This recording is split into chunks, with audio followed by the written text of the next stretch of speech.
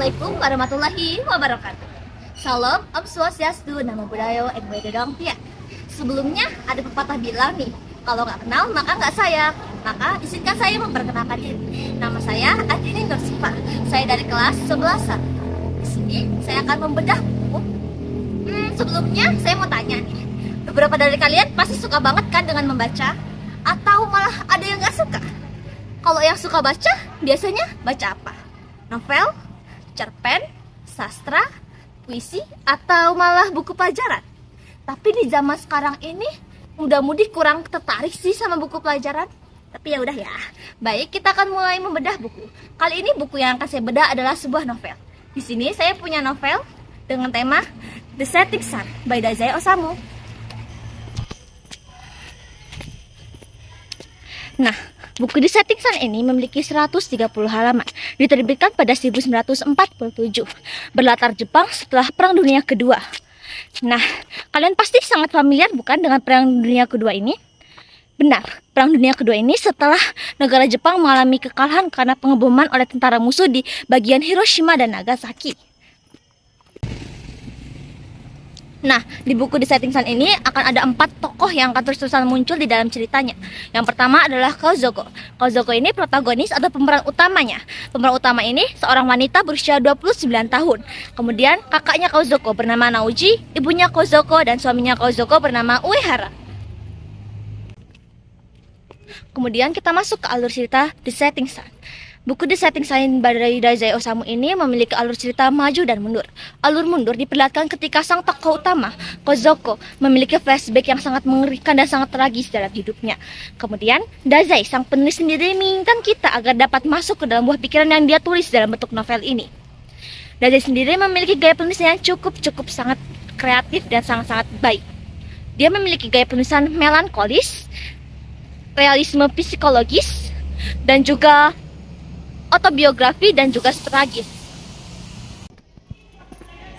Nah, novel The Setting Sun by Dazai Osamu ini memiliki beberapa kelebihan dan kekurangan. Beberapa kelebihannya adalah pendalaman psikologis yang kuat.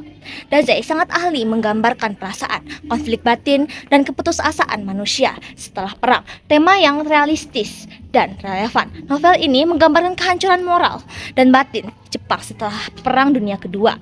Gaya bahasa yang indah dan puitis. Dazai menggunakan banyak simbolisme alam seperti matahari terbenam, hujan, dan bunga untuk menggambarkan keputusasaan dan perubahan zaman. Kalimatnya sederhana tapi sangat menyentuh. Nuansa emosional yang dalam. Pembaca sering ikut tenggelam dalam suasana melankolis dan tragis yang Dazai ciptakan. Nilai filsafat dan eksistensial. Novel ini mengajak pembaca merenung identitas arti hidup, kehormatan, dan identitas manusia dalam dunia yang sedang runtuh.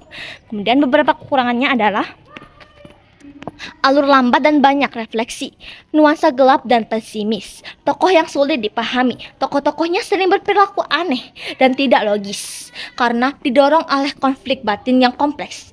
Ini bisa membuat sebagai pembaca kesulitan untuk berempati. Latar budaya yang spesifik karena sangat kental dengan budaya Jepang pasca perang. Beberapa bagian mungkin agak sulit dipahami tanpa latar pengetahuan sejarah atau sosial Jepang waktu itu.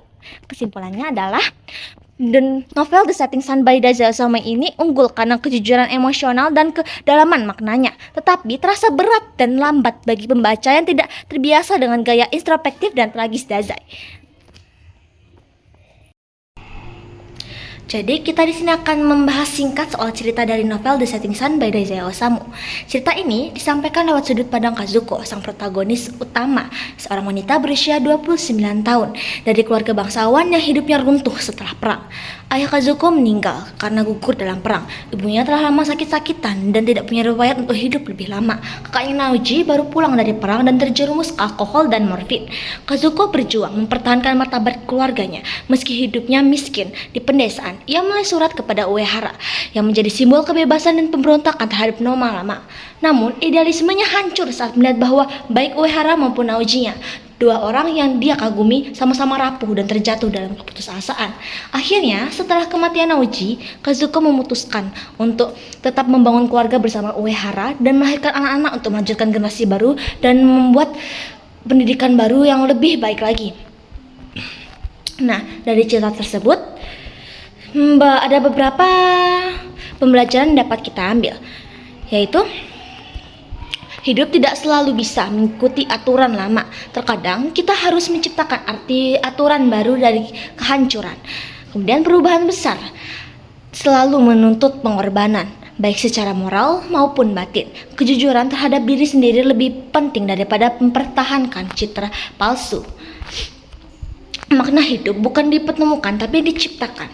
Meski kehilangan segalanya, Kazuko memilih untuk tetap hidup dan melahirkan generasi baru, simbol bahwa harapan tetap bisa tumbuh dari kehancuran. Baiklah, segitu yang dapat saya sampaikan.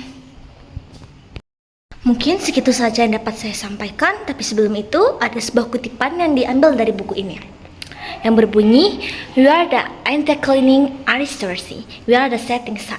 Yang artinya, kami adalah bangsawan yang meredup, matahari yang sedang tenggelam. Kutipan ini menggambarkan keseluruhan makna novel, kejatuhan yang indah tapi tak terelakkan. Baiklah, sekian dari saya. Oh iya, kalau kalian lihat dari novel ini, emang covernya kurang menarik, tapi ada pepatah yang bilang, don't judge the book by the cover. Yang artinya jangan menilai buku dari covernya. Bagi kalian yang suka dengan sejarah, ini worth it buat dibaca, rekomen.